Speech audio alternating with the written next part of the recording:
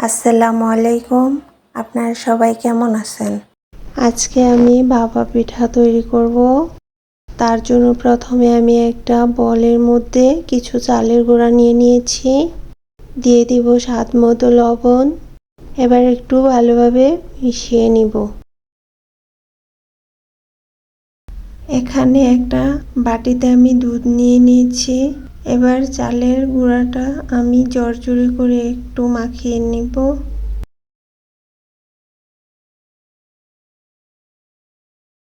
যখন চালের গুঁড়াটা এরকম মুঠো হয়ে আসে তখন বুঝতে হবে পিঠার জন্য চালের গুঁড়াটা রেডি হয়ে গেছে। এবার আমি চেলে নিব। এবার একটা নেট ফেব্রিক আমি বাটির মধ্যে অ্যাডজাস্ট করে নিব। এবার চালের গুঁড়াগুলো চেলে নিব। চালের গুঁড়াগুলো আমি চেলে নিয়েছি। এবার একটি কোয়ার্টার প্লেট নিয়ে কিছু শুকনো চালের গুঁড়া দিয়ে মুছে নিলাম যাতে পিঠাটা লেগে না থাকে। এবার একটা পিঠা তৈরি করে নিব। প্রথমে এক মুঠো চালের গুঁড়া নিয়ে এভাবে ছড়িয়ে নিব।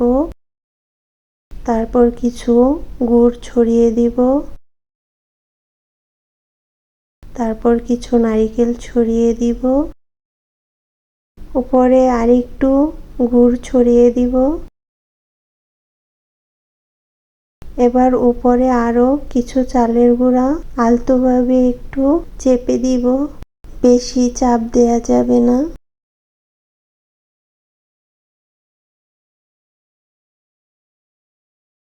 একটা পাতলা ভেজা কাপড় দিয়ে এভাবে মুড়িয়ে নিব।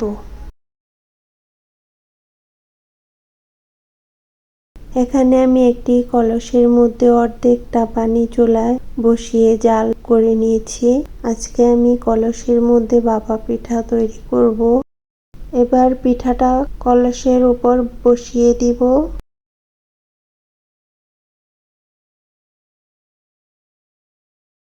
এভাবে প্লেটটি তুলে নিব। আপনারা এভাবে কলসের মধ্যে পিঠা বানিয়ে দেখবেন, সহজেই খুব সুন্দর পিঠা হয়। পিঠাটা হয়ে গেছে, এবার আমি নামিয়ে নিব।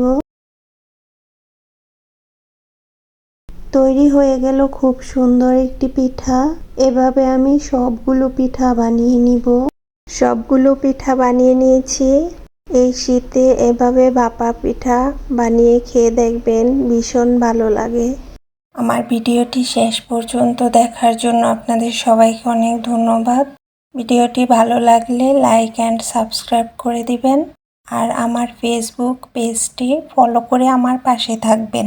আপনারা সবাই ভালো থাকবেন। আল্লাহ হাফেজ।